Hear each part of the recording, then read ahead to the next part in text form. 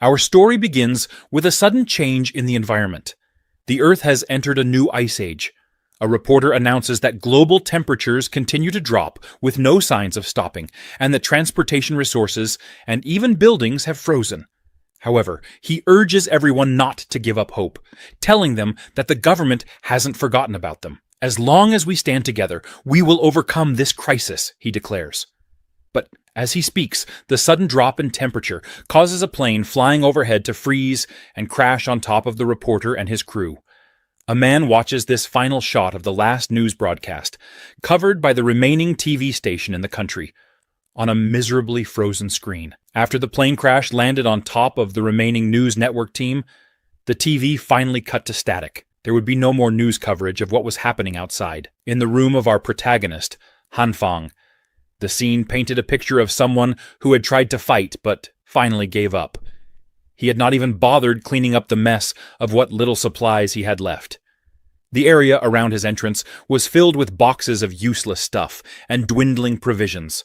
Suddenly, outside, someone was knocking quite hard and calling his name in a panic. Finally hearing the incessant calling of his name, Han Feng stood up from his filthy, frozen apartment and took a steel bat modified with some nails, traces of blood still visible on it, as he slowly walked toward the door. He slowly and carefully peeked through the peephole to see who was on the other side of the door. There was a woman, trembling from the cold, even though she was wearing warm clothes. Han Feng had known her before the sudden change in Earth's temperature. Her name was Hiona. Recognizing her, Han Feng asked, "What are you doing here?" He urged her to come inside, telling her it was dangerous out there. But Hiona stopped Han Feng from closing the door, grabbed him, and started kissing him. She kissed Han Feng for a long time. As they paused after the long kiss, Han Feng, embarrassed, asked her, "You kiss me the second I open the door. What's gotten into you, Hiona?" She told Han Feng that she had realized he was the one she truly loved, the one she was meant to be with. It takes a crisis to see someone's true colors, to see who really cares, who will be there for you no matter what, she explained. She came closer to Han Feng and said, "If you don't believe me, here, feel my heartbeat. I'm willing to do anything with you now." She pressed her leg between Han Feng's legs, causing him to get excited. Han Feng grabbed Hiona and said, "You have no idea how much your words mean to me." But right now, however, before he could finish, Hiona stopped him, saying, "Shh, don't say another word," and asked him to just close his eyes for her. As he closed his eyes, suddenly someone grabbed Han Feng's room door and attacked him with a baseball bat. Han Feng lay on the ground, covered in blood. Hiona asked the man in the blue jacket if he had really killed him. Upon hearing this, the blue jacket man responded, "Don't even try to play innocent. You knew he had to go. Deep down you knew it. The world went to hell a long time ago. One less mouth to feed isn't going to change anything." He asked Hiona to let's see what this chump was hoarding, explaining that if they played their cards right, they might survive until someone rescues them. Han Feng, still unconscious and unable to move, thought, "So this is what it feels like to die." As he lay dying, he saw that cold-hearted woman and the man in the blue jacket flirting in front of his corpse. It's all that cold-hearted woman's fault. But before he died, he promised himself that if there's a next life, he's done being a lovesick puppy. As he took his last breath, suddenly he saw a bright light. As he approached the light, he felt a warmth of comfort. He wondered if this was the path to heaven. But as he neared the light, its color changed to red, and his hand started to hurt. As the red light enveloped his entire body and started damaging it, he suddenly woke up in his room, surprised and wondering where he was. 30 minutes later, as he calmed himself down, he felt the warm sun, a warmth he thought he'd never feel again. He checked the date. It was June 28th. The apocalypse had started on July 15th. He thought he was supposed to be dead, but he had come back in time, half a month before the apocalypse. Could it be that he had been reborn? He still couldn't believe it, but something was different this time. Something strange was happening. Ever since he woke up, this red glow had been around his right hand the whole time. It didn't hurt or do anything else. It just felt warm. He thought he was imagining things at first, but suddenly he felt cold and started sneezing. And in the next moment, the light on his hand turned green and began to grow larger. Han Feng went back to his room and closed the door. He was confused to see beams of light shooting out of his hand, wondering how science could justify this. Now the green light started shrinking. However, he noticed this green light was so erratic. It shrank and grew, not like the red one at all. As he sat down on the couch, he suddenly felt completely drained. He wondered if this was because of the green light. He tried to rid his hand of this green light, but he couldn't do anything. Frustrated, Han Feng wondered what the hell this thing was. Suddenly, he remembered and wondered if this was just like those manhwa stories he read. The protagonist is always reborn with cheat-like powers. He grabs a kitchen knife, curious to discover his new power. But moments later, he realizes it doesn't react. Suddenly, he feels a wave of hunger. He opens the fridge door, only to find it empty. The green light on his hand makes him feel weak. He knows if he doesn't eat soon, he'll pass out. His eyes land on a snack jar, roasted soybeans, leftover snacks from before the apocalypse. Not a full meal, but it'll do for now. He realizes he'll need to hit up the supermarket later. As he picks up a roasted soybean with his glowing green hand and eats it, the soybean transforms into a plant. Stunned, Han Feng thinks, "What the? Are those soybeans?" He notices he doesn't feel tired anymore. The green light in his right hand is gone too. He wonders if it had something to do with the soybeans. He grabs a soybean from the plant and sees that it's a bean sprout. Could this be his power? What an incredible discovery, he thinks. I need to study it more. But first, I have bigger fish to fry. I need to stock up on supplies before the world ends. As he heads out for supplies, he's still pondering his power. First, there was a red glow around my hand. Then it turned green. The green glow shrinks and grows, making my heart beat faster and making me feel super tired. Then I touched the soybeans with my glowing hand, and they became bean sprouts. I still can't figure out what kind of power this is. Suddenly, someone calls his name from behind. It's the same girl who killed him in his previous life. She asks Han Feng if he's out shopping too. "It's like fate, running into you like this," she says. Seeing Li Hiona again, Han Feng is shocked. Li Hiona, the goddess of his dreams, for 3 long years. He had done everything to make her happy, even when he knew he was just a fallback guy. But he never thought she'd end up getting him killed. Rage fills him upon seeing her again, but he calms himself, thinking now's not the time to take revenge. Not yet. He needs to secure supplies first. Li Hiona asks Han Feng, "What are you spacing out for? I've been calling your name for a while." Han Feng apologizes, telling her, "You look especially beautiful today. I got a bit lost in the moment." Li Hiona smiles and says, "Oh my, stop it. Since when did you get so smooth?" She then asks, "Well, now that we've run into each other, how about we do some shopping?" However, Han Feng declines, saying, "Sorry, I can't go today. I have some work to do." Upon hearing this, Li Hiona is shocked. Han Feng realizes she just wants to use him as her personal ATM again. But not this time. I'm not that foolish anymore, he thinks. A moment later, at the Waldemar Shopping Plaza, the largest and most well-stocked supermarket in the East region, Han Feng plans his shopping. Of course, when the Ice Age hit, this place was cleaned out overnight. Nobody ever found out who did it. He needs to stock up as much as he can before the apocalypse hits. Food, winter clothes, medicine, daily necessities, fuel. There's a lot to prepare, but right now, he has a much bigger problem as he checks his bank balance. There's only 15,357 won left in his account. Frustrated, he wonders, what am I supposed to do with this? Suddenly, he receives a message. Money Jar Loans. Congratulations. Your 2023 credit evaluation has been approved. You're now eligible for a loan up to 168,800 yuan. To confirm, please click on the following link. Upon seeing this, he gets a great idea. He downloads a loan app thinking, there are plenty of ways to get a loan. And I won't have to pay it back after the apocalypse anyway. On the other hand, Li Hiona is really pissed off after Han Feng refuses her, thinking, he's just one of my many simps, and he dares to refuse me. I'm seriously pissed off. A pathetic loser who doesn't even own a car. Don't expect me to be nice to you ever again. Suddenly, a horn sounds come from behind her. As she turns, she sees Han Feng.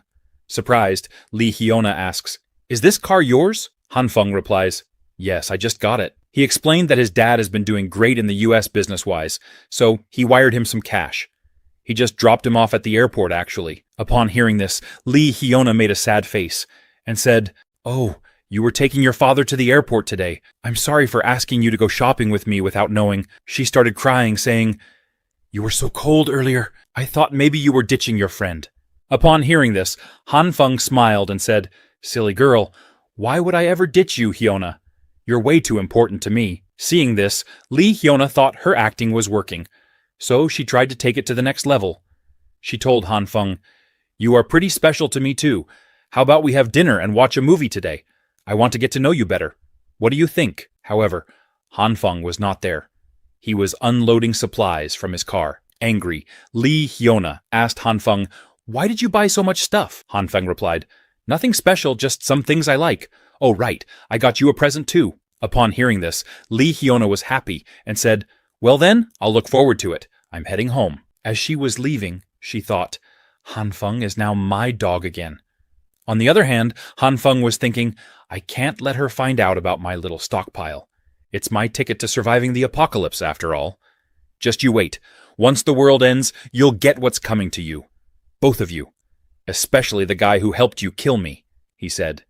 He smiled and thought, Actually, I'm starting to look forward to the apocalypse. July 15th, the day it will all begin.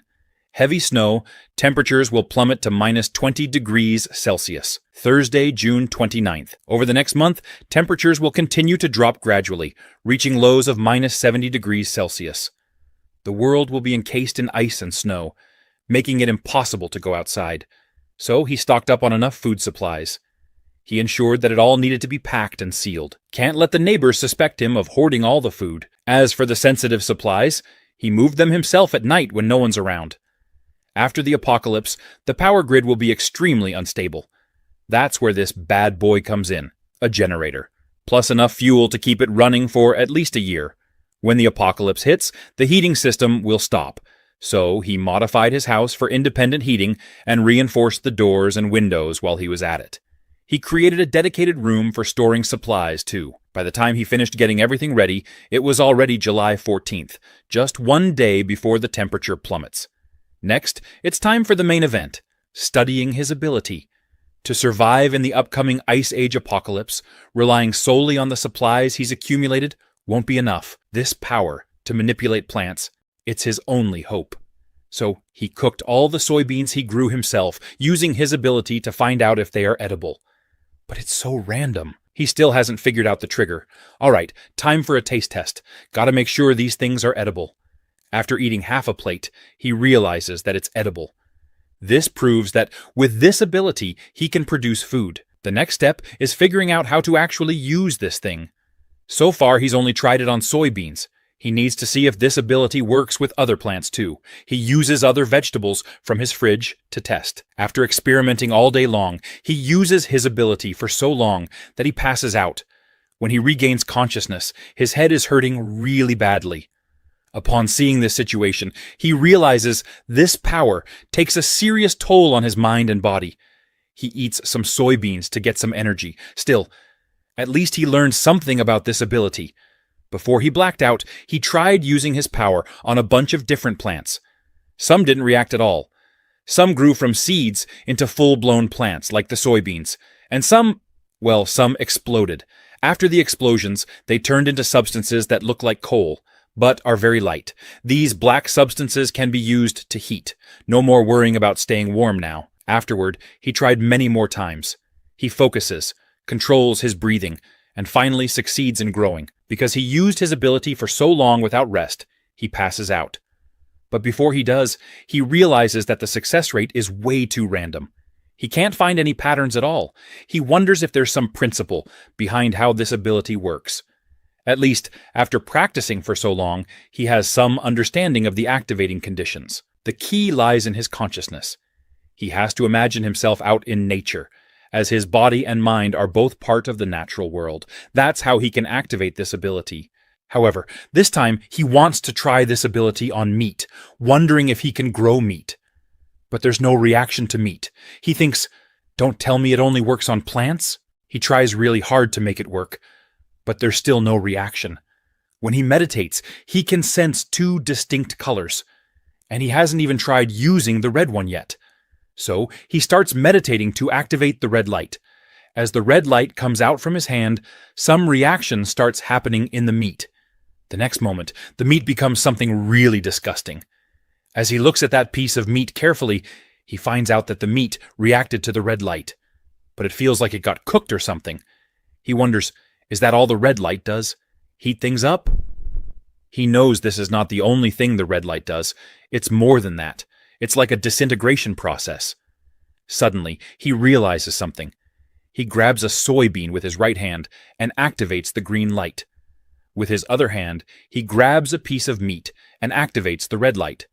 He thinks, if the green light represents the evolution of matter, and the red light is the opposite, disintegration, what if I combine them? As he combines them, he is surprised. The piece of meat grows significantly larger. However, when he looks at his right hand, he notices that the soybeans are gone. He wonders if they merged with the meat. As he inspects the meat carefully, he thinks, this is incredible. It looks, feels, and smells exactly like real meat, but somehow even fresher. Upon seeing this, he got really excited and tried to do it one more time. However, after many attempts, he failed to do it again. Disappointed, he thought, forget it, I'll take my time to figure that out. Still, he was very happy that he made so much progress today. He smiled, thinking, if I can just master this power, I'll be the man standing at the pinnacle of this apocalyptic world. But reality hit hard, as he realized that food's not going to cut it. He was completely defenseless out here. So he started cleaning, thinking, I gotta hurry and find myself a weapon before the temperatures drop. Suddenly, he noticed it was snowing outside. Realizing the apocalypse was near, he knew temperatures would drop to 45 below within the week. Before that, he needed a gun, fast.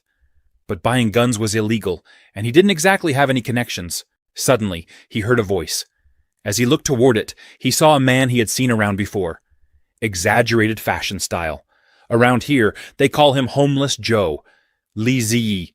Everyone around calls him Brother Lee. He lives in the same neighborhood as Han Feng. He's reputed to be in charge of contracting projects. And he seems to know everyone around here. He doesn't have a proper job, but he always acts so busy. Han Feng wondered if maybe he had the connections to get what he needed. So he called out to Li Ziyi, trying to become friendly with him. Upon seeing him, Li Ziyi asked if they knew each other. Han Feng explained, It's me, Xiao Han. We met a while ago. Brother Li doesn't remember me. Upon hearing the name Xiao Han, Li Ziyi remembered. He explained that he had been swamped with work lately and asked Han Feng not to blame his bad memory. He asked, What can I do for you? Han Feng looked left and right, then came close to Li Ziyi and whispered in his ear that he needed a gun.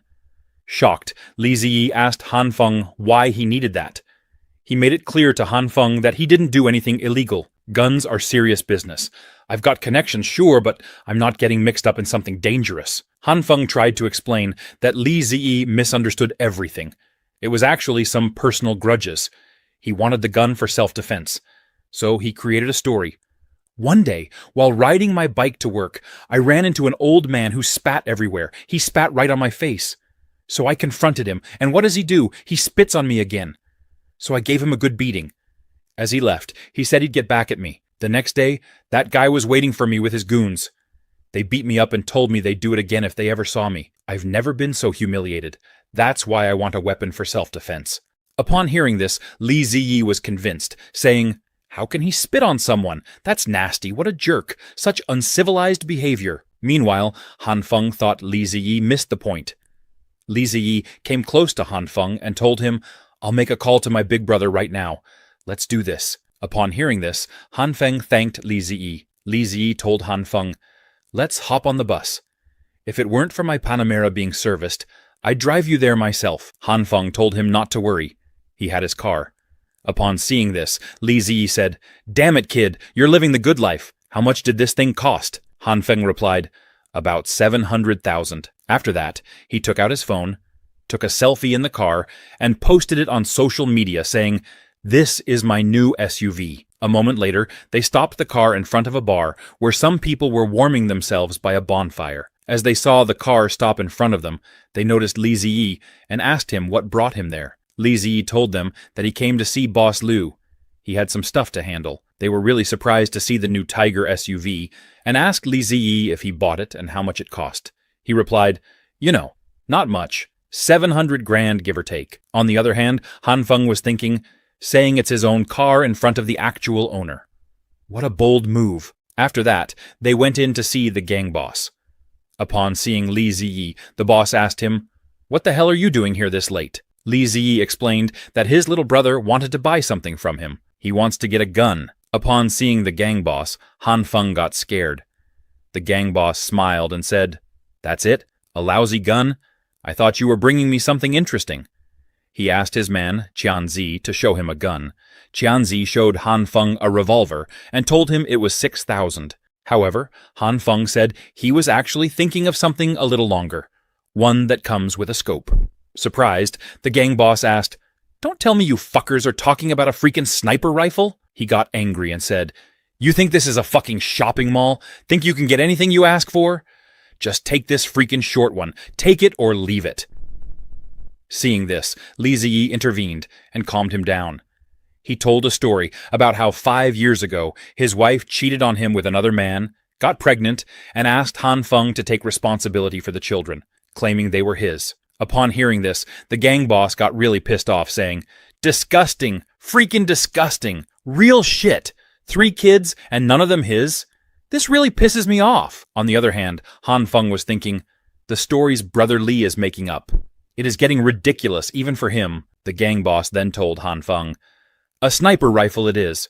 I can make it happen. Might take a few days, though." Upon hearing this, Han Feng was happy and thanked Brother Liu.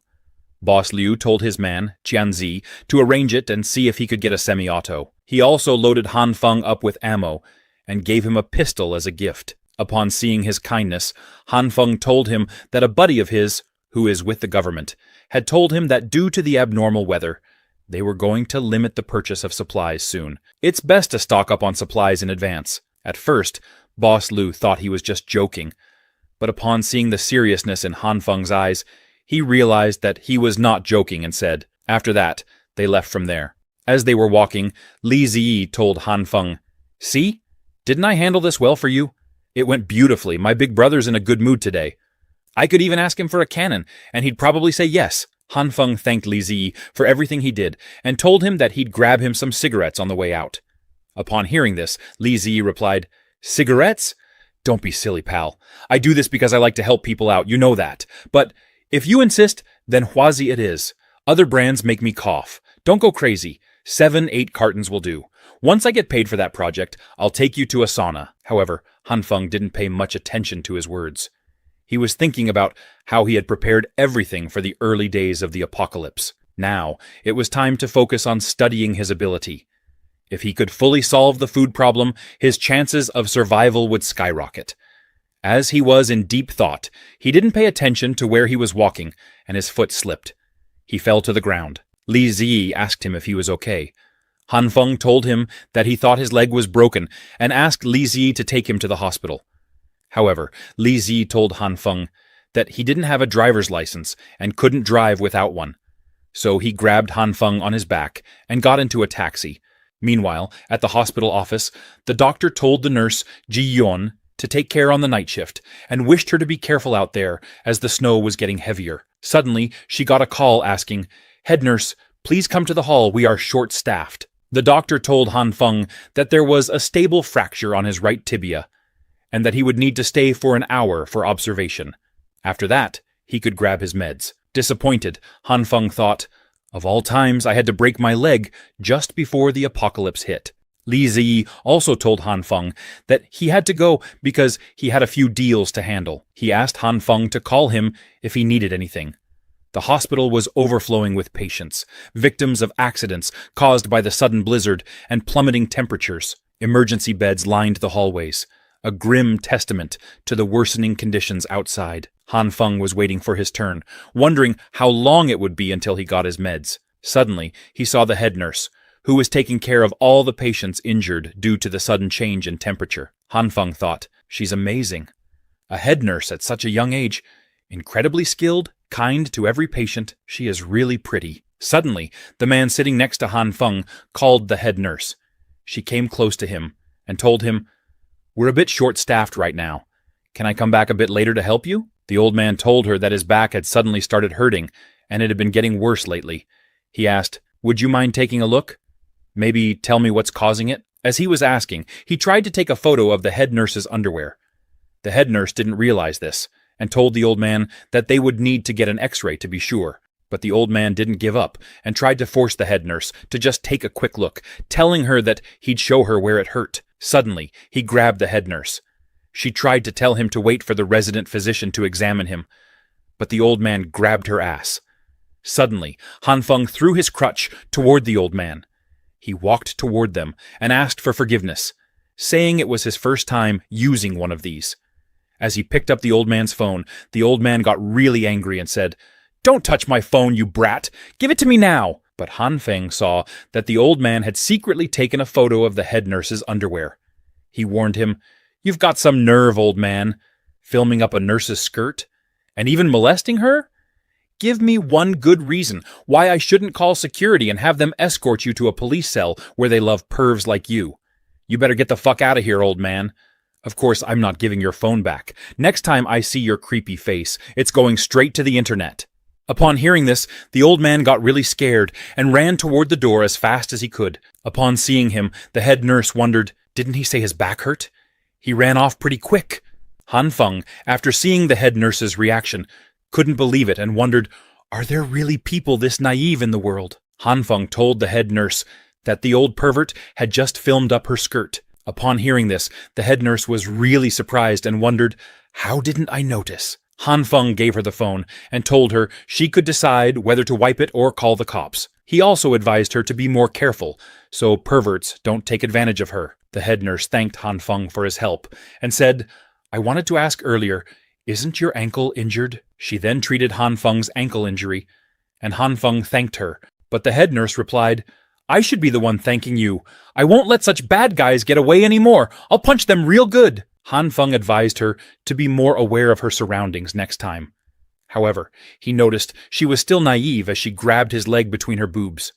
He thought, she's still not aware at all. Suddenly, someone called for the head nurse, saying they needed her. Before she left, she told Han Feng, don't forget to come back in a week to get your ankle checked. Upon hearing this, Han Feng realized he wouldn't be able to see her again. The next day, Han Feng was watching TV at home when urgent news popped up saying, we interrupt this program with urgent morning news. Within the next 24 hours, all regions of the country will experience heavy snow and a sharp drop in temperatures. Reports from our overseas correspondents show that temperatures are plummeting worldwide. Our experts, along with specialists from 46 other countries, are rushing to the UN to discuss the cause of this weather anomaly. Experts say this severe cold snap won't last long. However, please pay attention to disaster warnings in your area and follow the arrangements made by the local government. They ask everyone to remain calm, do not believe or spread rumors, and refrain from hoarding supplies. This disaster shall soon pass. Han Feng thought, typical. The government's lying through their teeth again, feeding them bullshit to keep them from panicking. If I hadn't died and come back to life once already, I might have actually believed them. But not this time. This time I am prepared. Everything I need is fully stocked. The house is reinforced, and the heating system is good to go. No need to worry about survival for now. As he was feeling happy about his preparations, his phone started ringing. The residents of the building where Han Feng lived had created a happy housing complex residence group so they could keep in touch with each other. Everyone in the complex was talking about the snow disaster. Suddenly, a mysterious person appeared in the group and told everyone to pay attention to him. He said, this snowstorm wasn't caused by normal weather patterns, but by something within the earth itself. Remember my words. This is no ordinary snowstorm. The Ice Age apocalypse is about to begin. Upon seeing this, Han Feng was really surprised and wondered, who is this guy? How does he know about the apocalypse? He realized he needed to be mindful of this mysterious person. Suddenly, the residents asked property management if they could clear the snow built up around the neighborhood because they couldn't even get their cars out. They were still planning on going to the supermarket to buy food and were paying property management fees for nothing. Be quick and clear the roads at the entrance of the neighborhood too, or else the supermarket will be emptied out, someone demanded. However, another person questioned, why are you thinking of driving out with all this built-up snow? Even if you get out of the neighborhood, you won't be able to drive anywhere else. Then what should we do? It's minus 20 degrees. Do you want me to walk all the way there? He replied. Everyone agreed with him, saying, That's right. Who knows how long this snowstorm will last? I heard everyone is going crazy, snatching up supplies. If we don't go now, it will be too late. Everyone was really frustrated, questioning, Where's the property agent? Get out here and give us an explanation. Property management apologized to all the owners, but explained that the snowstorm was really too heavy and there wasn't much they could do. Upon hearing this, all the owners got really angry, saying, Then what's the point of paying you guys? You can't even handle such a small matter. They demanded that property management refund their fees. Meanwhile, Han Feng was watching everything from the sidelines, thinking, What a completely meaningless fight. This snowstorm isn't something that humans can deal with. Suddenly, a man came forward and asked everyone to stop fighting. He was the owner of room 1204, named Jiang Shuiyu. He told everyone, The snowstorm is so heavy that even if they clear it out, it will build up again after a few hours. Instead of fighting, if everyone had helped clear it, we would have been able to go out long ago. The property management guys are also humans. There's nothing they can do in the face of a natural disaster. Or are you guys just taking your frustration out on them? But the others didn't agree with him, asking, Who the hell are you? Why are you lecturing us? Are you an owner? Why are you speaking on behalf of the property management? Are you part of the property management? Jiang Shuiyu explained that he was not speaking on behalf of the property management. He was just speaking objectively and realistically. It's meaningless to push the property management into a corner. This matter can't be resolved, and they also won't be able to get the result they desire. Upon hearing this, everyone asked Jiang Shuiyu what they should do. Jiang Shuiyu explained that driving a car to the supermarket is impossible. Even if they do clear the roads in their neighborhood, who can guarantee that the roads outside are clear? So his suggestion was to walk over. If they accepted, he would go down and help the property management clear the footpaths. Speaking of Jiang Shuiyu, Han Feng seemed to have some recollection of this owner Jiang. In his previous life, he was a very lively person. Suddenly, someone asked, Is this matter that complicated? Those who want to go out should clear the roads.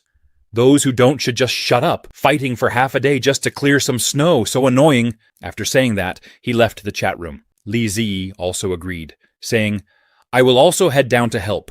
Quickly clear the roads. I still need to accompany my good brother to discuss business worth a few million. Upon seeing this manner of speaking, Han Feng realized it was very similar to someone he knew. Seeing this, most of the people agreed with the suggestion. Suddenly, a girl also agreed to join, saying, I will go too, but my strength is slightly weak. Upon seeing this, Hiona also agreed, saying, Although I have had the flu these past 2 days, Brother Jiang has set an example. I will also go down to help. After seeing Hiona, all the men in the chat room gathered around her, saying, There are so many men here. How can we let Hiona go?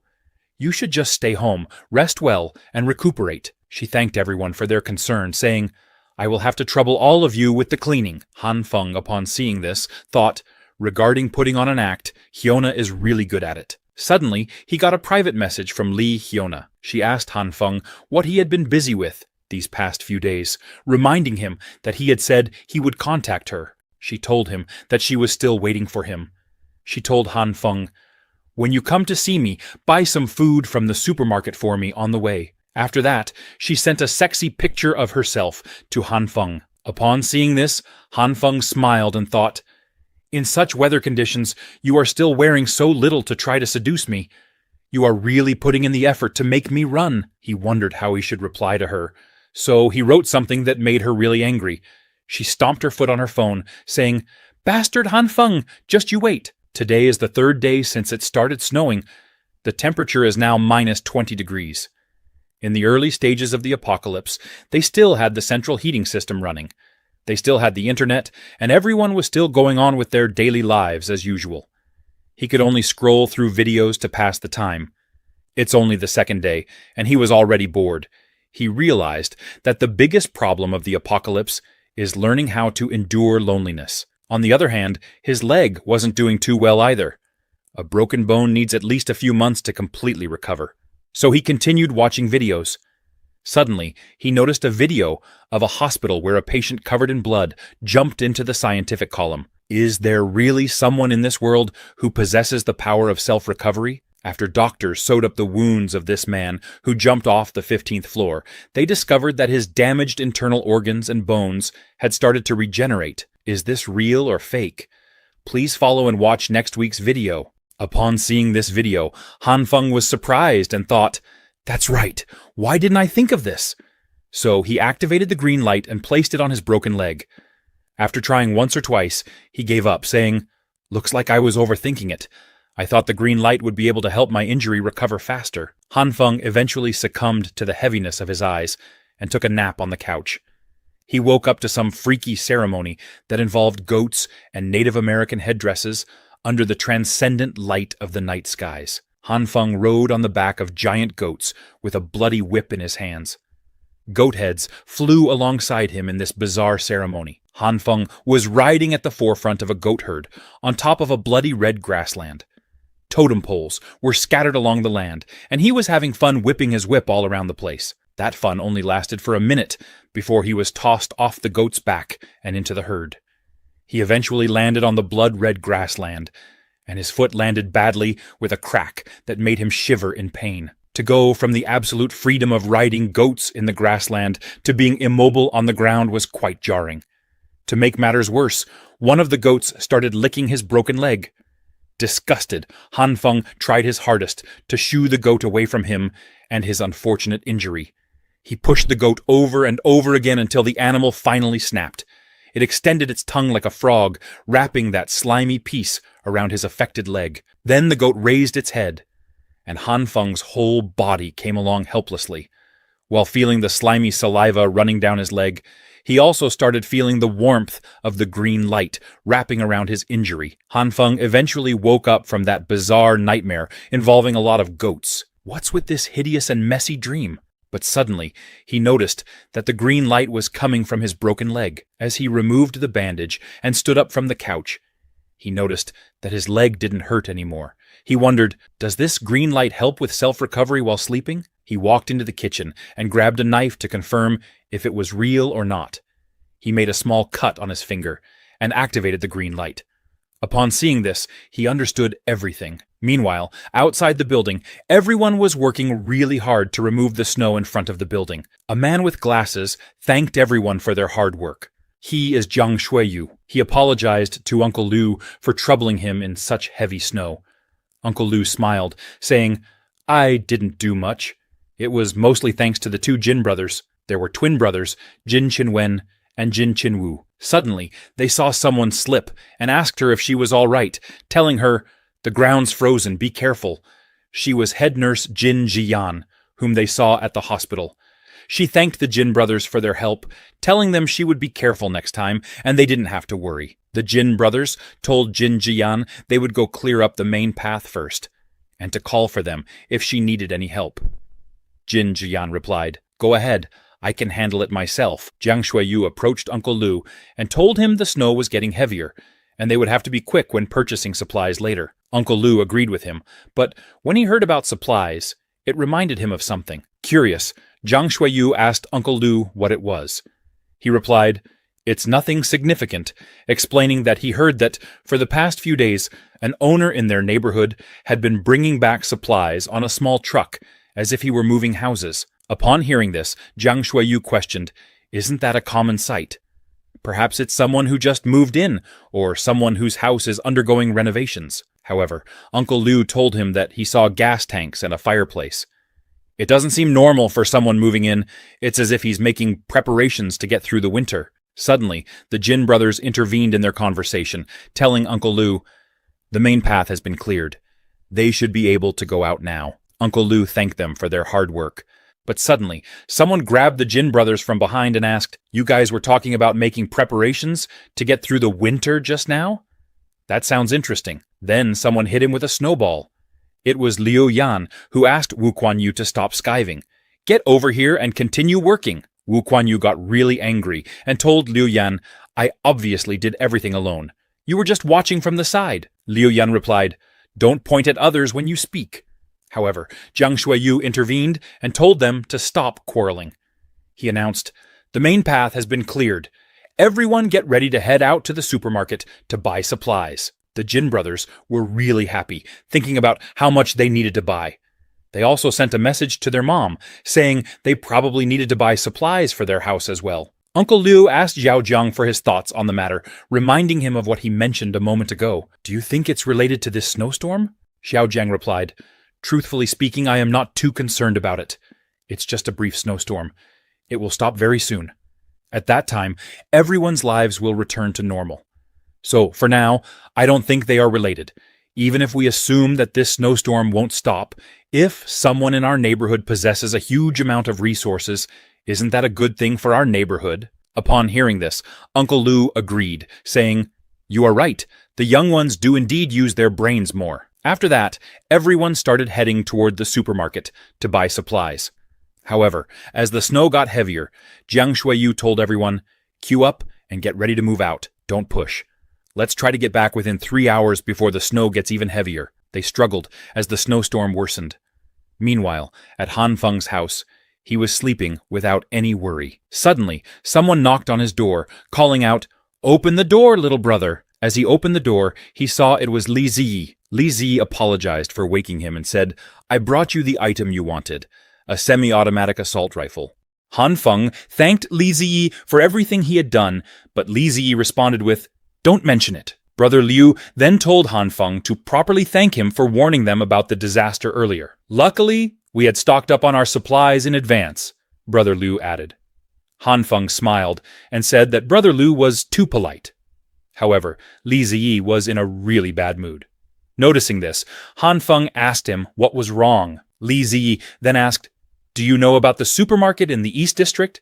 We went there today after clearing the snow, but someone had already emptied it out last night." Han Feng was surprised, wondering how someone could empty out an entire supermarket in just one night. However, he had an inkling about this because similar things had happened in his previous life. Li Ziyi told Han Feng he would head back first, but before leaving, he reminded Han Feng to wear more clothes as the temperature was going to drop further. Han Feng thanked Li Ziyi and returned to his house. However, he couldn't stop thinking about the supermarket. He wondered, to be capable of secretly emptying out an entire supermarket in one night, how did they do it? In the comics and novels he used to read, superhumans with the ability to store things in another dimension could achieve such feats. He felt nervous and wondered, could there really be a superhuman with a dimension-type ability? This is so unsettling. He realized he needed to do more research on his ability. If other superhumans existed, he needed to have some countermeasures. From what he currently understood, his ability affected all kinds of food supplies, allowing him to increase their quantity or size. But the success rate was really low. For instance, the success rate with soybeans was only 1 in 10, while canned meat failed dozens of times. He wondered, why is this happening? The failure rate is way too high. He must figure out exactly how it works today. After working all day long, he finally succeeded. He had finally gotten the knack for using it. When using the green light, the energy isn't constant. Every type of food has its own corresponding energy values. And if those values are incorrect, the result is failure. Suddenly, he realized that this model seemed familiar. It was just like the one in an online dancing game that was popular decades ago. He wondered, if the energy values are like directional input keys, then the energy inputs have to be correct every second. Lastly, I have to pinpoint the critical point. Using this model, he successfully grew a plant on his first attempt. But he didn't stop there. Next, he started experimenting with meat. However, meats were different from vegetables. If he failed, the meat would turn into a black liquid, which was extremely disgusting. He thought, the principle shouldn't be too different. He decided to first try to grasp the energy values that meats required. The time needed seemed to be longer compared to vegetables. But despite his efforts, he failed. After many attempts, he still couldn't succeed, and his frustration grew. He thought, the difficulty is way too high. But even after so many failures, he didn't give up. He decided to try one last time. This time, he did everything perfectly. He followed the energy flow slowly and precisely, reaching the critical moment. And finally, he succeeded. After practicing for such a long time, he had finally found the best synthesis method for meats. Outside, the snowstorm was getting heavier, and the buildings were starting to be covered in snow. The news report announced that today was the 17th of July, the third day of the snowstorm. The entire country was experiencing the worst snowstorm of the century. To ensure basic living standards for everyone, defenses and measures had been implemented across all locations. Due to the snowstorm, all traffic, electricity, and networks were beginning to break down. The report urged everyone to patiently wait for maintenance by support personnel. The government was also delivering resources to affected regions and asked everyone to stay home unless they had special circumstances. Han Feng, who had fallen asleep after overusing his powers, woke up to the sound of the news. It was the same as in his previous life. From this point, everything would begin to collapse. Suddenly, his phone started ringing, and he was surprised to see that people were quarreling in the group chat. He realized they must have seen the news. Some people believed in waiting for support, while others were arguing about how to save themselves. Uncle Lu asked everyone, "Do you all really believe in the news? If the situation were truly under control, like the news claims, then the support teams would have arrived long ago. But up until now, we haven't seen a single truck filled with resources coming to support us. Instead, I've heard from friends that a lot of armored vehicles, tanks, and heavy weapons are heading towards City A. So there's only one possibility left. War is about to commence." Everyone was shocked to hear this, wondering, if that's true, then aren't we doomed? Upon hearing this, Han Feng remembered something. A war is commencing? I heard about this before in my previous life. Jiang Shuiyu then spoke up saying, "If Uncle Liu's guess is really true, then we need to start taking measures to save ourselves. There are already some owners in the neighborhood who have run out of food because they didn't stockpile enough. Moreover, we don't have a confirmed time of arrival for the government's support resources. I think we should start organizing ourselves and help those owners who are facing difficulties." He suggested that owners with ample food supplies donate some of it to support those who had run out. To gain their trust, Jiang Shuiyu started by donating half of his own food supplies and told everyone, "Whoever needs it can come to me anytime." Everyone was shocked by his generosity, wondering if he was serious. Wu Kuanyu agreed with Jiang Shuiyu, saying, "Brother Jiang is right. Everyone in our neighborhood should help each other out to get through this crisis together. We can't let families starve in such cold weather. Count me in on the donation," someone said. Then he asked Li Huina, "Will you be donating too?" Li Huina angrily replied, "Are you crazy, Wu Kuanyu? There are so many people here, yet you had to ask me. Is it because I rejected you before?" She then apologized to everyone, saying, "I don't have any spare food supplies at home." Upon hearing that, someone said to Wu Kuanyu, "Huina doesn't even have enough for herself. Why don't you ask someone else?" Wu Kuanyu responded, "I didn't know that. I was just hoping that all of us neighbors would unite and help each other out. If we can't guarantee true unity among ourselves, I won't be donating." Everyone agreed with him, saying that was true. No one wanted to become a sucker, but not everyone felt the same. Some people with good hearts agreed to donate some of their supplies. Jiang Shuiyu thanked everyone on behalf of those in need and suggested, "There are quite a lot of us here. Why don't we appoint some owners to take charge of this? It will be an interim emergency committee that we establish ourselves to be responsible for planning and supporting the distribution of donated supplies." Han Feng smiled as he watched this unfold, thinking, "An interim committee? I remember this happened in my previous life too. It was just a scheme to take other people's resources." On July 19th, the fifth day of the apocalypse, the temperature outside had already dropped to -40 degrees. The central heating system was no longer functioning due to the extreme weather. Everyone was trying to figure out ways to stay warm and maintain their body temperature. It was the same as in Han Feng's previous life. Things would only continue to get worse. Except for him, he was living a luxurious life in this apocalyptic environment. He didn't have to worry about the cold, food, or even entertainment. Suddenly, his phone started ringing. "Are you Mr. Han Feng, the owner of room number 18012? I'm the person in charge of Block 8. We will be heading down to clear the roads in 20 minutes, the caller said. "After you're done, please head down to the basement car park to find me and sign the caller continued. Han Feng grew angry, thinking, "The snow is so heavy outside. Are these guys blind?" However, he had no choice. He needed to minimize the chances of anyone discovering his secret. When he reached the 1st floor main lobby, he saw that the snow had already sealed up the entrance. People were incredibly frustrated to see this. The paths they had cleared yesterday were covered with snow again. They had never seen snow piled up so high in their entire lives. "Let's just push the door open first," someone suggested. One of the men asked Han Feng to lend a hand in pushing the door. As they pushed, cold air started rushing in from outside. The snowstorm was so extreme that they could barely keep their eyes open. Han Feng, even though he was dressed in heavy winter clothes, still felt the biting cold.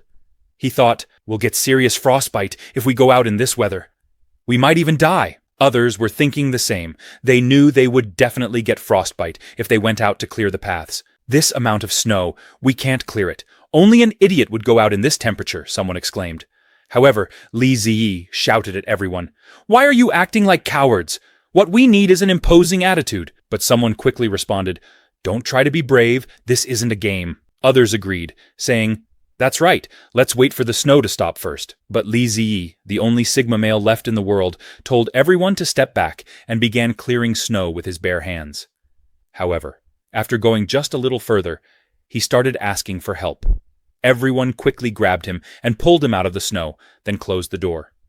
His body had become dangerously cold, and Han Feng asked him if he was okay. Seeing Li Ziyi's condition, Han Feng told everyone, "Let's go to the car park to find the person in charge and sign our attendance first. We can decide what to do once the snow stops. With this snowstorm, it's no longer a situation that can be solved with manpower." A moment later, Han Feng and Li Ziyi reached the ground floor, where they saw a group of people gathered around Jiang Shuiyu. He was telling everyone, "The snow is indeed too heavy right now. Let's wait for the snow to lighten up before we start clearing. Also, the basement car park will be designated as the donation and collection point for resources," Jiang Shuiyu announced. Han Feng, upon hearing this, wondered, "Is he the one with the surname Jiang in the group? So, he's the one who spearheaded the establishment of that scam committee?" Jiang Shuiyu once again thanked everyone for their support, saying, "I really did not expect so many owners to be willing to donate their resources. These generous donations will help even more owners who are in difficult situations. I thank all of you on their behalf." One of the men responded, "Don't worry. Everyone faces difficulties at one point or another. It's only right for us to help each other." Everyone agreed with him, saying, "As long as we are united, I believe we will be able to get through this crisis together." However, Han Feng thought to himself, "Just wait and see. This disaster will not end. You will regret it soon." Li Ziyi then told Han Feng that he would head back to his room first, as he needed to change his clothes. Han Feng said goodbye to Li Ziyi and was about to head back to his house as well when he suddenly noticed someone, the head nurse he had met at the hospital. She was wearing a bunny girl jacket and carrying some food to donate. Just as she was about to bump into someone and fall, Han Feng caught her and asked if she was okay. She thanked Han Feng for his help, but then suddenly remembered, "You're the one whose leg was broken. Has it already healed?" Han Feng explained, "My recovery speed has always been great since I was young. I can recover from common injuries in just a few days." Nurse Jion believed him without question. Han Feng offered to help with the boxes she was carrying, but Jion told him not to worry, saying, "It's fine, they're very heavy." Han Feng insisted, saying, "I'm strong. Take it as thanks for helping me with my bandage." Since Han Feng put it that way, Nurse Jion handed over all the boxes to him. As he took them, he was surprised by how heavy they were, barely managing to carry them. He asked, "What's inside these?" Nurse Jion replied, "These are mainly medical supplies. I'm donating them." She asked Han Feng if he was finding the boxes heavy and suggested, "Why don't you let me carry them?" Han Feng, with an embarrassed expression, replied, "Don't worry. This much weight is nothing for me." Nurse Jin Shui smiled and said, "Don't push yourself. I'm actually much stronger than most guys." Upon hearing this, Han Feng was surprised and asked, "Have you always been strong since you were young?" Jin Shui replied, "Not really. Actually, there's a reason behind it." Curious, Han Feng asked, "What's that?" With a big smile, Jin Shui responded, "It's nothing. Just something happened that I can't really explain clearly." After their conversation, she realized she didn't even know his name. So she asked, "By the way, what's your name?" He told her, "I'm Han Feng," and she introduced herself as Jin Shui. Han Feng's cheeks turned red upon hearing her name. Jin Shui then asked Han Feng, What do you do? Han Feng told her, I'm unemployed. Jin Shui was visibly surprised. Noticing this, Han Feng asked, What's so surprising about an unemployed person? Suddenly, a man bumped into Jin Shui, pushing her towards Han Feng.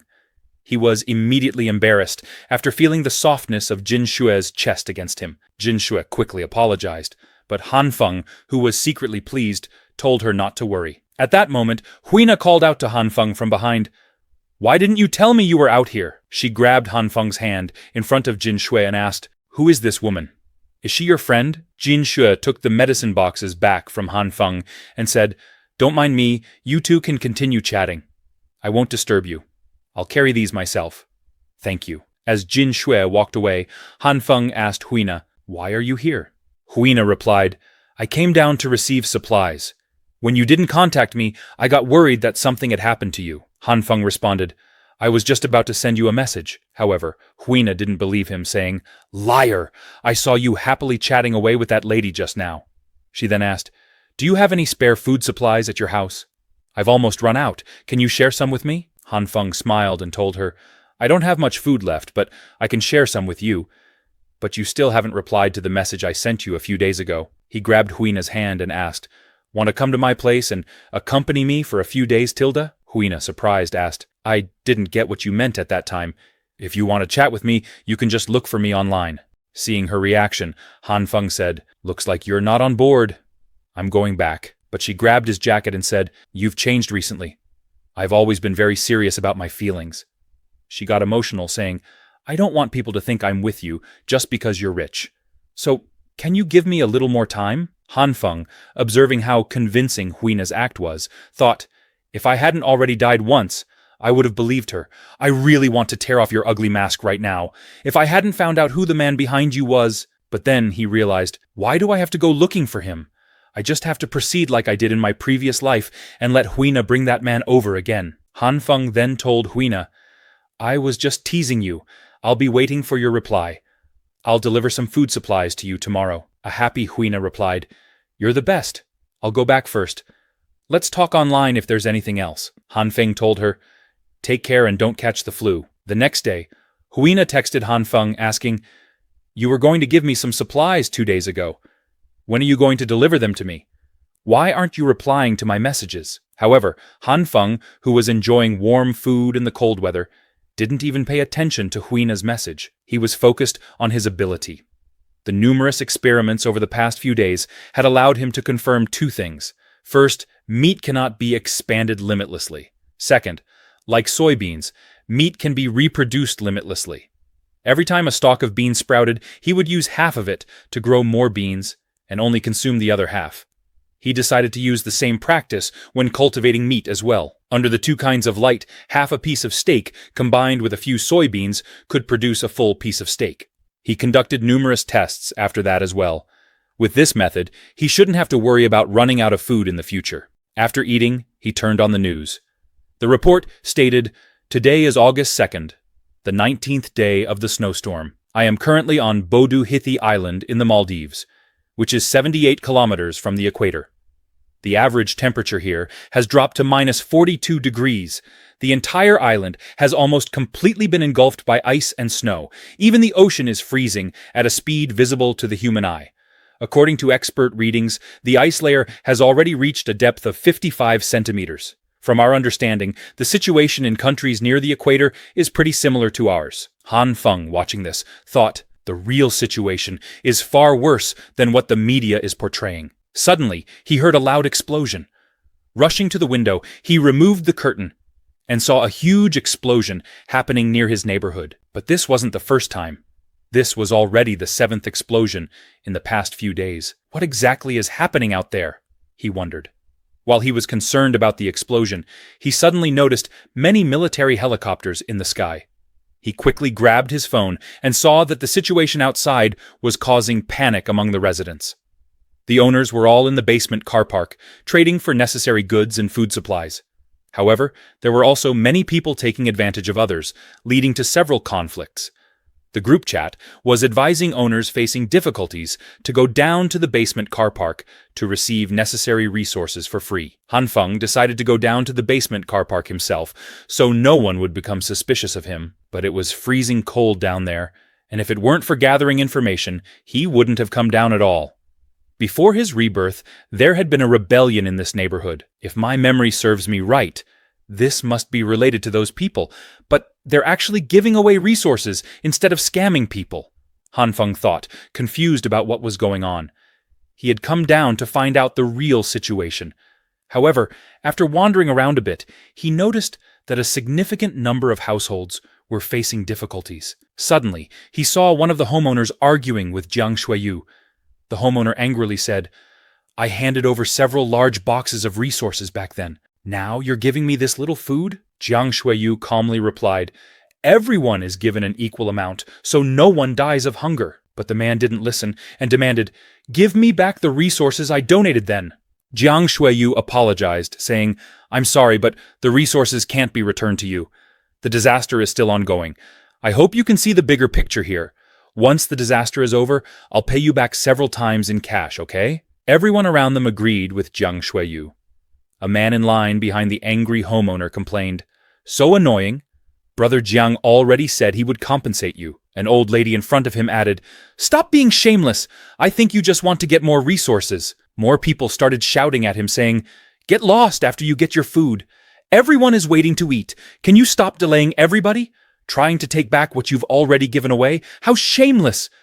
Those in the committee are having a hard time as well. Han Feng, watching this from the side, thought, there's no way they'd give you your resources back in this situation, but for them to place themselves on a higher moral ground against those who donated more resources, that's really shameless. Suddenly, a man came close to Han Feng and said, "That's really shameless, isn't it?" Han Feng recognized him as Li Ziyi, who had become noticeably weaker in just a few days. Concerned, Han Feng asked, "How have you been?" Li Ziyi replied, "Not too bad.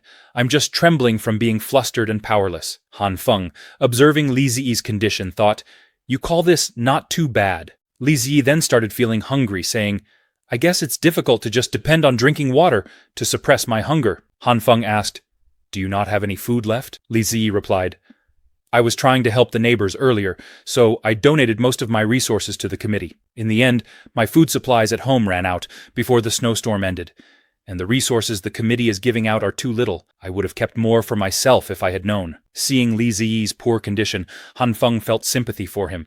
He asked, "Can you do me a favor? In exchange, I'll give you some food." Li Ziyi, surprised, asked, "Such a simple matter, and you're willing to give me 4 packs of instant noodles and 2 sausages?" Han Feng replied, "Yes, don't think too little of it.